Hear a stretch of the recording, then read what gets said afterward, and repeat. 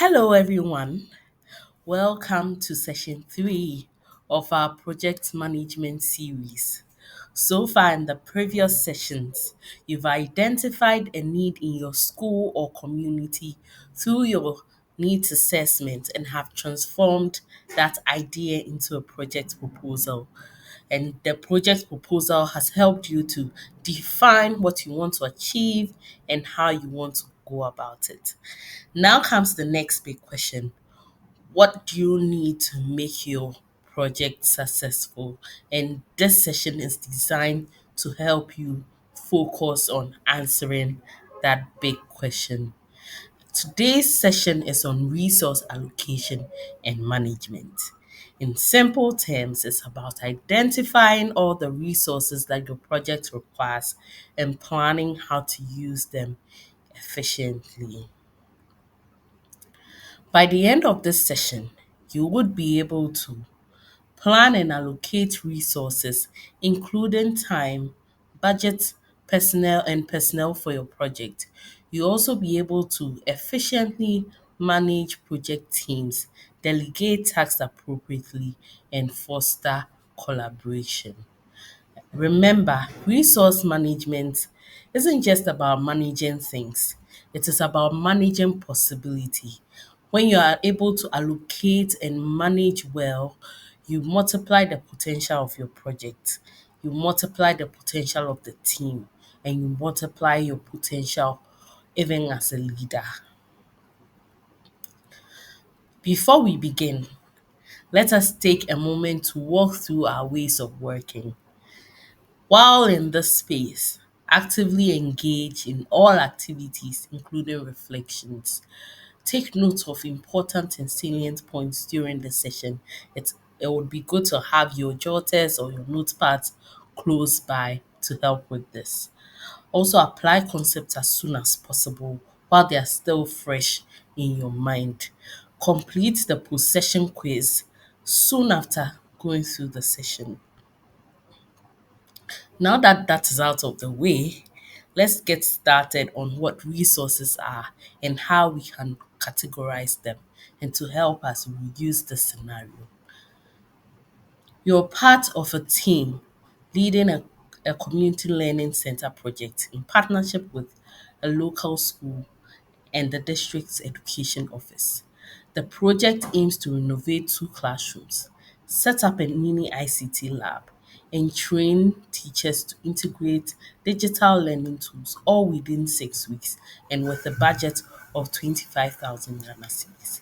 Your project has three Lead for Ghana associates, four volunteers from the community, two, two teachers who will serve as coordinators, a carpenter, and an electrician who are paid artisans, donated materials like paints and furniture and old laptops. In 2 minutes, let's try to answer these questions. What resources do you already have or can you easily get access to that would help you to complete this project successfully? Also, take a minute to list all the resources and cluster them under the broad themes: human resources, financial resources, material resources, and time. If you did this right, you should have listed under human resources three Lead for Ghana fellows, four volunteers from the community, two teachers who serve as coordinators, a carpenter, and an electrician who are paid artisans. Under financial resources, you will have 25,000 cedis, and under material resources, you have the donated materials like the paint, the furniture, and the old laptops. Finally, under time, you should have 6 weeks. Good job for completing this exercise successfully. Now that you've done that, my work here is much easier because you can successfully identify and categorize resources. To broaden our understanding of the concept of resource management, let us define certain key terms that we'll come across throughout this session. One is resource, the other is resource management and resource allocation. While defining this, we'll come across the resource breakdown structure and some other terms which would also define. What is a resource? Simply put, it is an asset. It could be human, financial, material, time, like we have already established, that are needed to carry out project activities. In simple terms, resources are everything that helps you to move your project from idea to impact, from idea to tangible, from idea to actualization. Let us break this down. Human resources would include your team members, volunteers, mentors, community members, students, anyone who is going to contribute their time and expertise to ensure that your project is a success is part of your human resource. Physical or material resources are the tangible things, materials, equipment, or facilities that are available or that you're going to use that are at your disposal for you for your project. Financial resources are your funding sources, hard cash, capital. They could be in kind contributions, they could be grants, but everything that concerns money that you would need to make sure that your project is successful forms part of your financial resources. Then time. Time is one of the most valuable resources, yet is very limited, right? And when you talk about time, you are trying to determine when and how efficiently you can get things done. When?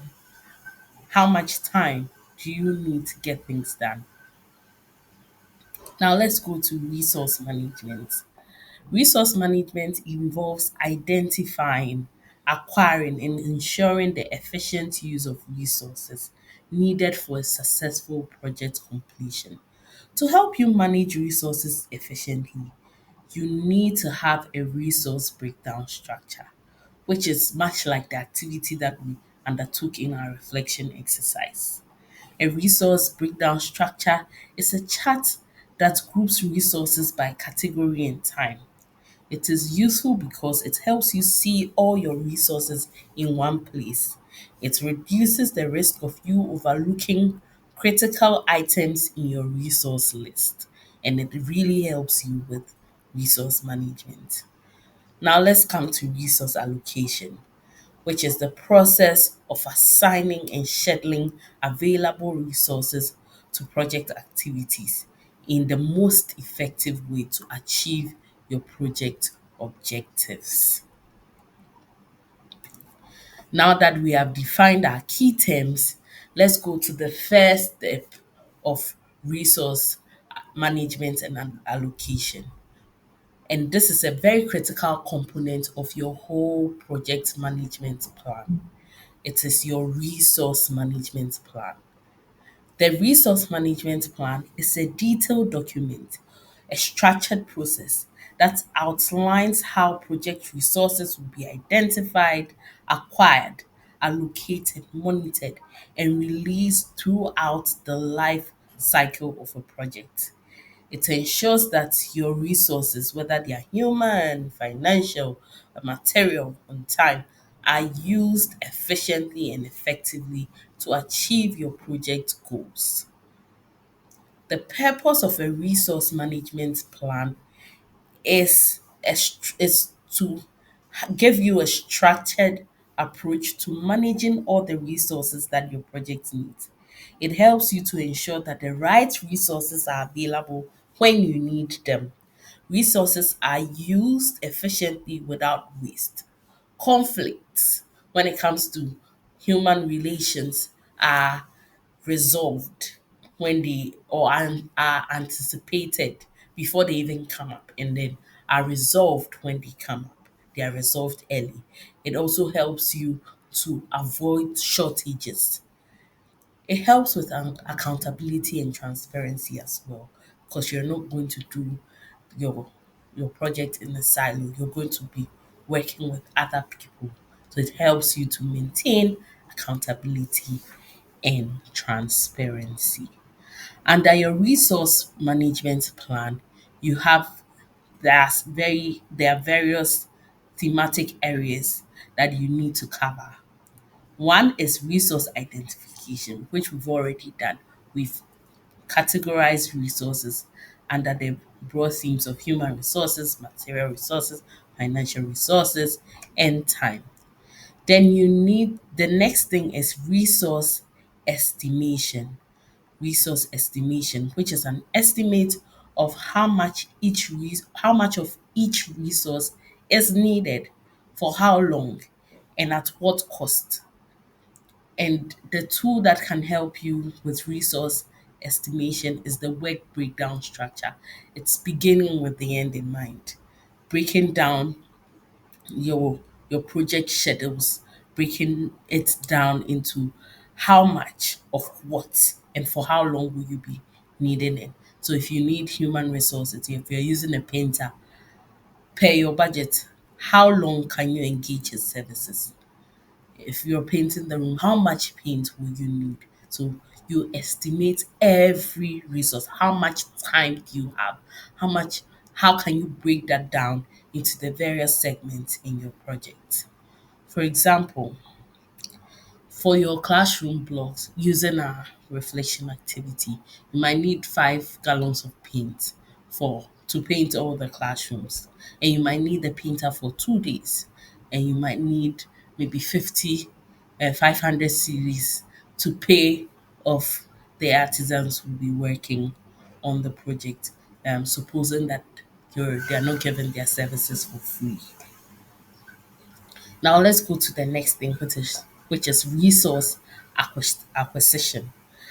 Resource acquisition outlines how and when resources will be obtained. Will they be purchased? Will they be donated? Will they be borrowed? What are the procurement rules or funding requirements that you need to have when you're whilst planning your resource acquisition? The money that you have at your disposal, is it able to fund the entire project, or do you need to have a fundraising component of it? What are some of the procurement rules? Who gave you the funding? Does that person have any strict rules when it comes to procurement?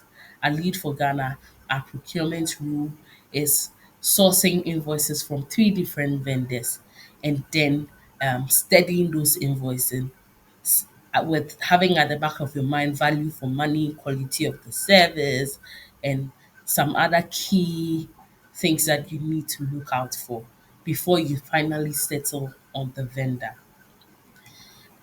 Example of your resource acquisition plan can be that paintbrushes will be procured through local supplies. Maybe your funder says that every resource has to be sourced from the community because they want it to be a way of empowering entrepreneurs in the community, right? Or maybe they say that use majority females when it comes to leadership in the project. It means that your human resources, you're making sure that you have maybe 70% of them being females and then 30% of them being males. So all these things are things that you have to plan for when you're thinking about resource acquisition. The next thing is resource assignment and allocation. So determining who will use what at what time, when, right? And there are several tools that can help you to achieve this. Some tools like the Gantt chart, resource calendar, RACI matrices can help you visualize this. And we'll talk about these things in some more detail in subsequent slides. Um, so an example of resource assignment and allocation can be with your human resources. So the teachers, the volunteer teachers who are going to be trained to run the ICT project. Um, Maybe as part of the training, school the school that you has two of the volunteer teachers are available on Mondays, other two are available on Fridays. So you need to really assign and allocate how much time do you have on Mondays to train these teachers, how much time do you have on Friday to train these teachers. All this comes when you're planning for your resource assignment and allocation.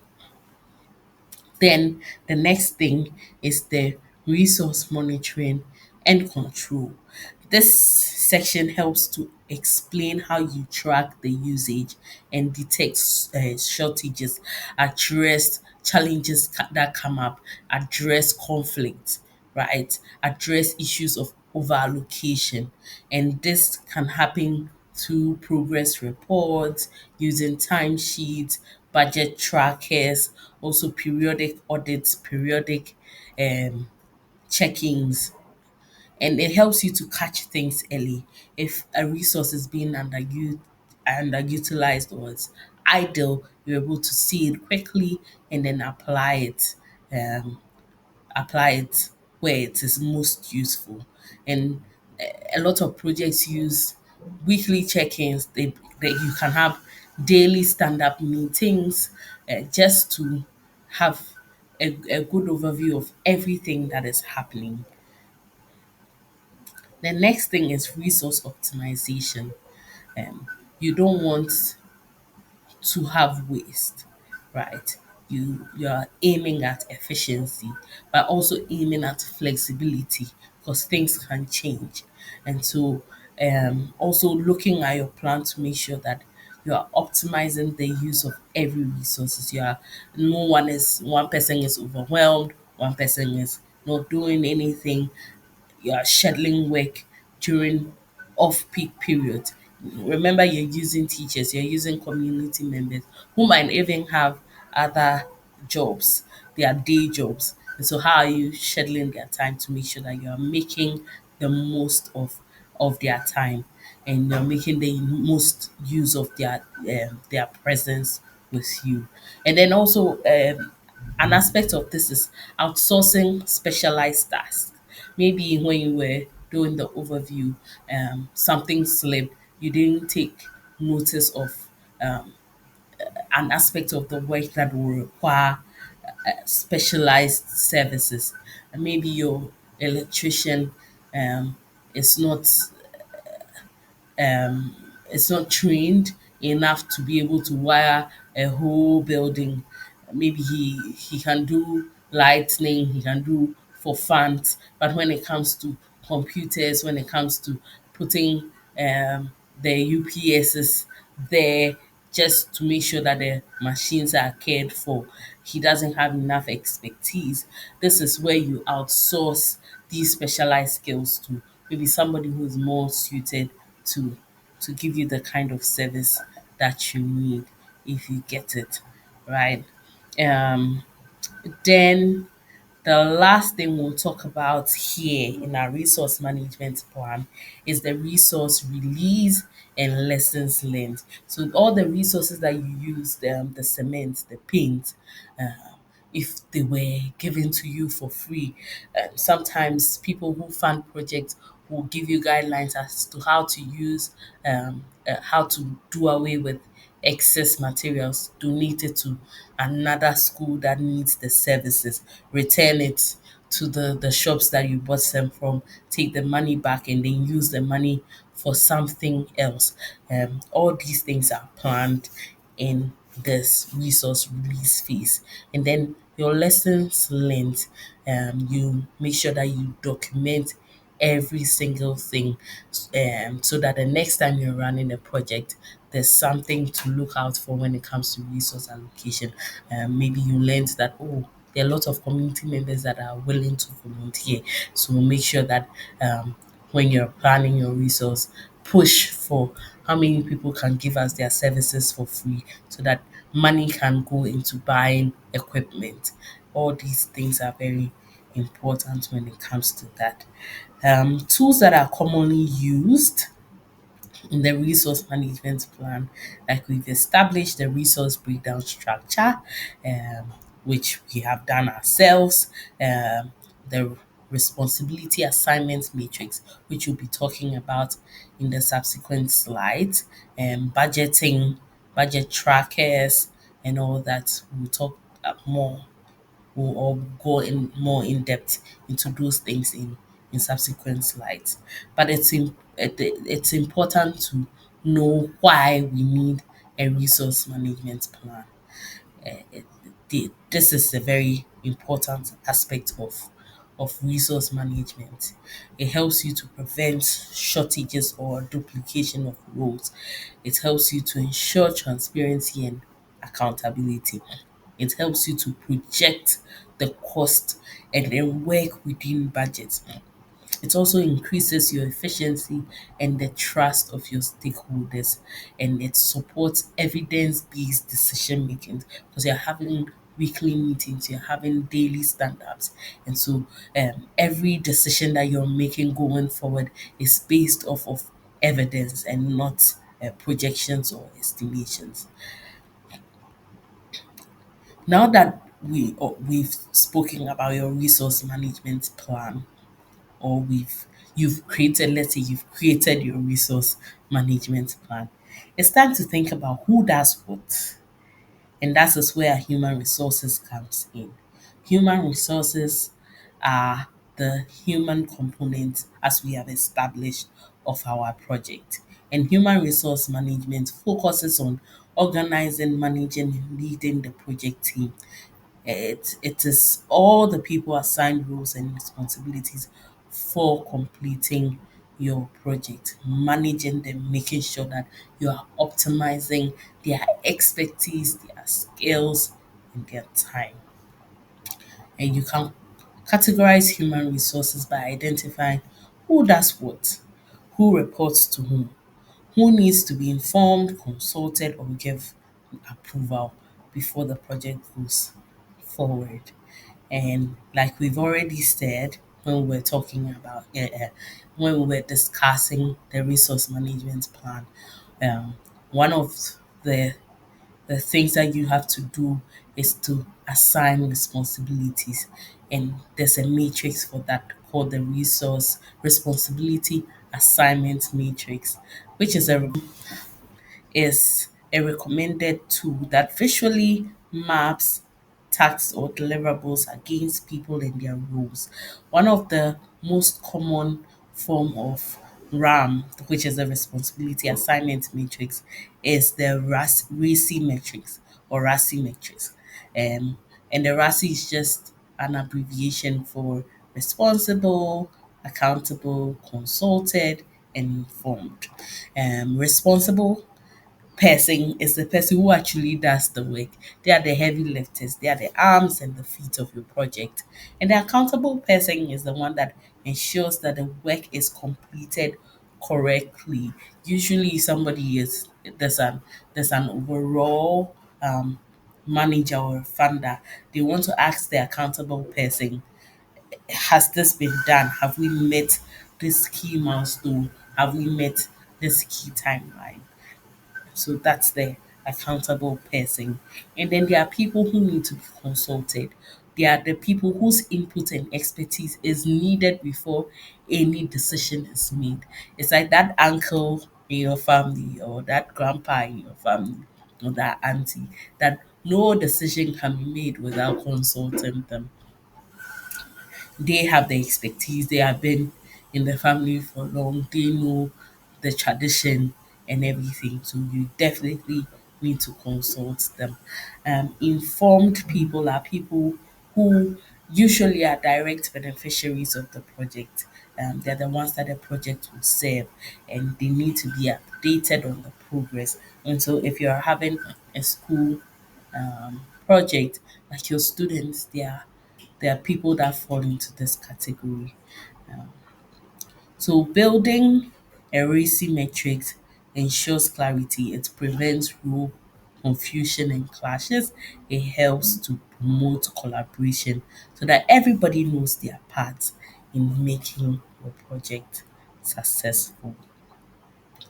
Now let's use Lead for Ghana capstone projects as a case study or as an example. For every step or stage in executing a project, rules have to be defined. for your to manage your human resources. Every role has to be defined.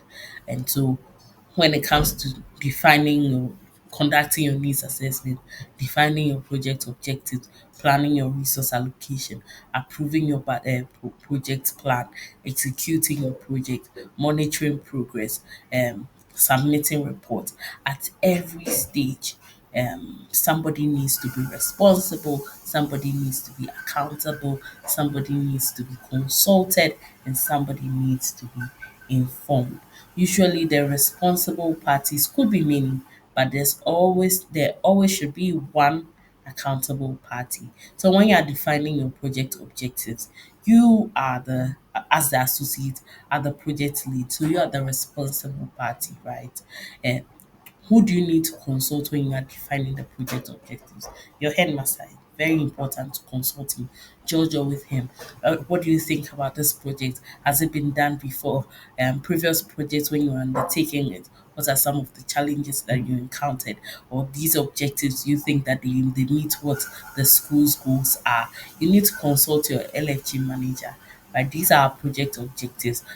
Do they match with LFG standards? Is this something that um, you would approve of? How can we tweak it to make sure that we are maximizing the impact? Coaches are better suited to guide you in that direction. Also, the community partners, the local authority, and what are some of the rules to follow when you're undertaking this kind of project in the school? Sometimes the district and regional education officers. I remember that when I was in the Volta region for a project that we were doing in one of our schools called Avenopeme. It was a Don't Stop Learning project, and we had a whole plan for the building structure, and it had to be approved by the engineer in the regional office, which we didn't know. So we had a whole structure, and then later on, the CISO drew our attention to the fact that we needed to consult um, that engineer. And then when they looked at it, they said, okay, GES has standards when it comes to building infrastructure in GES schools. And so they had to retweak the designs. So it's very helpful that community actors are consulted when you're defining your project objectives. And then your students, they are direct beneficiaries. So you need to inform them that, oh, we're doing this project and these are the objectives, these are the things that we are expecting to achieve through this project. The next thing is resource allocation, planning your resource allocation. You are the responsible party. Your head teacher needs to be consulted, your teachers need to be consulted, students need to be informed, your community partners need to be consulted, and then your LFG manager is your accountable party. So it goes on and on. You can see the same thing for approving your project plan, executing your project activities, monitoring your progress, and submitting your research report. Um, Take a minute to really study this RACI metrics, and then you can tweak it to the needs of your project. Now let's summarize this all our discussions on the racing metrics with an overview of the rules. Who are you supposed to keep informed? There are stakeholders that are affected by the project but not directly involved in the execution or day-to-day running of the project. Who are you supposed to consult? They are the subject matter experts or decision influencers whose opinions affect the outcomes. And then who is accountable? The person who has to approve the deliverables or sign off of your milestones. Then who are your responsible parties? They are usually your team members, those who are executing the project tasks, like I said, the arms and the legs of the project. Now let's look at how to visually plan and track your project using a Gantt chart. A Gantt chart is a project scheduling tool that displays activities, their start and end dates, and how they overlap.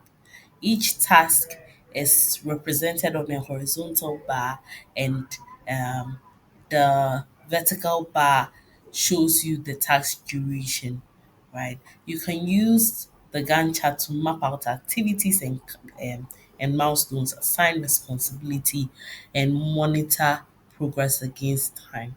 For smaller projects, you can easily create a Gantt chart using Excel or Google Sheet. For larger ones, there are project management softwares such as Basecamp, Trello, and Asana that can help you manage your your dependencies and your deadlines more effectively. One takeaway is this: the Gantt chart gives you real-time view of who is doing what, when, and with what resources. So a typical Gantt chart has your task that are listed vertically, like we said. It has your weeks, your dates, which are on the horizontal axis. It also has bars that represent the task duration. You can color code using red, gold, green to show at what stage every task or milestone is at. You can see your deadlines, you can see your resource assignment, your human resource assignment, showing who is working on what at what particular point in time. And so this is a typical example of a Gantt chart. You have your task, you have the start date, the end date, you have your responsible or accountable individuals, you have your duration, the activities and the progress. And you can see that 90 to 100%, you can color code them green, then amber, you're not there yet, but you've started or you have made some progress with it. For red, activities that are behind schedule or behind their timelines, you can color code them in red. So anybody who enters your Gantt chart knows at what stage you are, by looking at the date, by looking at the color code or the percentage that you have assigned to each particular item on your tax schedule, which is very, very helpful. Just to sum up our discussion on the Gantt chart, it was developed by Henry Gantt, who is an American mechanical engineer and a management consultant around the 1900s. And he designed it to help factory managers visualize their production schedules and track progress. Later, the concept was widely adopted in project management. This goes to say that if you need a simple dashboard that gives you a big picture view of your project, then the Gantt chart should be your go-to tool. Take some time to study this Gantt chart and then tweak it to the needs of your project, and then use this tool to help you track your project. Now let's come to financial resource management, which is like the very big elephant in the room. It's about making sure that your project funds, whether they come from grants, fundraising, or personal contributions, are planned, used, and tracked responsibly. And everybody who contributes money to your project requires transparency and honesty from you. And financial resource management planning helps you to give them that kind of transparency and that kind of accountability. Financial resource management is the process of planning, estimating, budgeting, financing, funding, managing and controlling costs so that the project can be completed within the approved budget, and making sure that financial resources are used efficiently. It's about ensuring that money is allocated, tracked, and controlled throughout the project life cycle. So when it comes to financial management planning, we'll talk about planning cost management, we'll talk about estimating cost, we'll talk about determining the budget, we'll talk about funding requirement, we'll talk about control cost, cost control mechanism, and we'll talk about end value management. So cost what is a cost management plan, or how do you manage um, your cost? It describes how cost will be planned, structured, and controlled, right? How will you plan your cost? How you structure them? How will you control them? That's what your cost management plan is. Cost estimate is approximation of monetary resources needed for your activities, including materials, labor, equipment, and overhead. Anything that will require that you pay for, you have to estimate the cost because you're at this point you are actually putting together your budget. Then comes the budget, which is the approved version of your budget, and it's used to measure performance. It defines how um, cost will be estimated, budgeted, and controlled, right? So, what are the key components that will go into your budget? What are the items? How much quantity would you need? Um, what invoices are you looking at? What are the costs? Are you getting value for money? All those things go under the budget. In our next slide, we'll look at a sample budget and then we can talk about the various components of the budget. Then funding requirements refer to the total amount of money a project needs to complete all its planned activities. It includes when, how much, under what conditions funds will be made available. And it's a core output of the cost management process. So, in project management, it's another broad topic, which is under cost, which is called cost management process. Um, so the total funding requirement, that is the overall budget needed for the entire project covering the direct and indirect costs. Direct costs are the materials, the salaries that you pay to the artisans, the cost of equipment and transportation. Indirect costs, they are things that you are not really tangible, like administrative expenses, contingency reserve, something just comes up out of nowhere and you need to allocate the project to money to, right? So the total cost of our project, as we saw in the reflection activities, 25,000 Ghana cedis, and um these funds will be rarely disbursed all at once. So you have to plan how much money is required at specific intervals. So at the start of the project, week one, how much money do you need? Week two, how much money will you need? Week three, how much money would you need?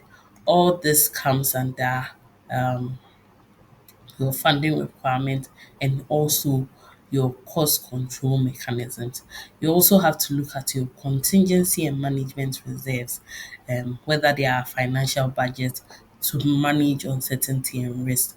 So contingency reserves can cover price hikes. All of a sudden inflation has gone up, things have become more expensive than when you were budgeting than the budgeted amount. Unforeseen events that changes the scope of the project, or suddenly one of the people that you were supposed to consult comes in and says, "Oh, this and this was supposed to be done before this and this," and you really need to go back. Um, Typically, 5 to 10% of the total budget must be set aside as contingency or reserves. So, all those things fall under the funding requirements, and then some aspect of it also falls under the cost control mechanism, which is the processes to monitor expenditure and manage cost variances. And also control cost process output. And so you can spend less and then that is your variance. What the budgeted amount minus the actual money that you spent, that's your variance. Or you can go over your budget, right?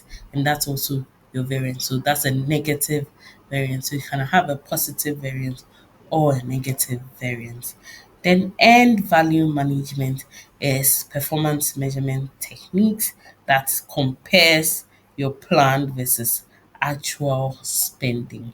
So this is where you sort of evaluate your whole financial management and see whether you spent less, you had a positive or a negative variance as we have discussed. This is a sample budget that you can take a look at. It has your item, it has the account types if you're working in an organization, you have your description, what is the unit cost, how much would you need of the um, item, and then how frequently would you need the item, and then the estimated cost. Then you have at the expense side actuals and variance. So you put the actual money you spent and you put the variance there, and it shows whether you have a positive or a negative variance. This is a simple Excel budget that you can use for your project. Now let's conclude on all the things that we've been talking about. This is the value bit of it, which is very important. If you are the responsible or the accountable individual for a project, you want to have these skills for your resource management. The principles that you have to work with or go by are transparency, accountability, communication, adaptability, delegation techniques, right? You need to be able to delegate tasks. You don't have to take it all upon yourself. You don't have to be overwhelmed because you're the only one doing everything, right? That is where the RACI model comes in.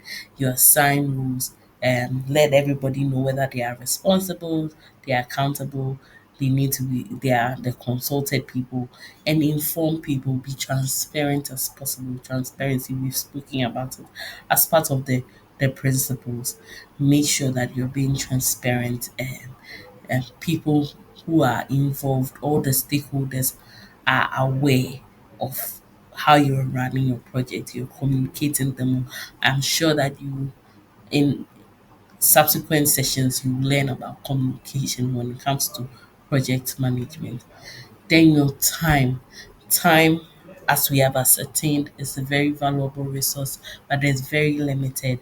If you're in year two and you're now starting your capstone project, you're now starting your needs assessment, you know that you have very limited time. So use the tools, the Gantt charts, the task trackers, the priority metrics. Just use them to make sure that you're using your time as a resource very efficiently, and emphasize on collaborative practices. Don't do it alone. That's why you've been placed in a team. Make sure that you're checking in weekly, you're having daily stand up, you're sharing calendars, you have open feedback loops. Don't be heads, don't be bitter, and then be in your own space and complain about it. Um, be open to sharing and receiving feedback. And those are um, the things that you need to make sure that you're completing your project effectively. You are effectively and efficiently using all the resources that you need for your project. Um, I hope that this session has been really helpful for you, and I know that subsequent sessions will delve deeper into very, very key essentials for your project management. Thank you very much, and um, make sure that you take the post session quiz and apply all the principles that you have learned in this session immediately. Thank you. Bye.